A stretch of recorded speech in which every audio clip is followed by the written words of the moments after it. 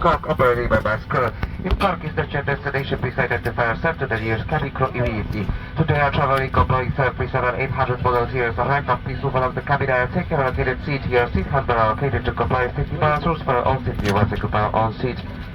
Please stow small luggage underneath the seat in front of you. The bigger one to the overhead locker provided. Exit for some passengers occupying row 1 to GM 6 years 17 where everything must be put in the overhead locker provided no matter how small the luggage is. We will distribute the catalogs of our offer, but if you want to check it before, you can simply download it from Ryanair app or scan your QR code on the seat in front of you. Also, we would like to inform you that you can order food, drinks, duty-free items, transfer your seats from Ryanair app. All you need to do is log in, turn on the Bluetooth mode, airplane mode, check the offer that we have, and choose the products that you want to purchase. After the take of the crew, branches and others will be making their first hands. If you are having any questions about the please don't hesitate to stop. One of us will happily assist you.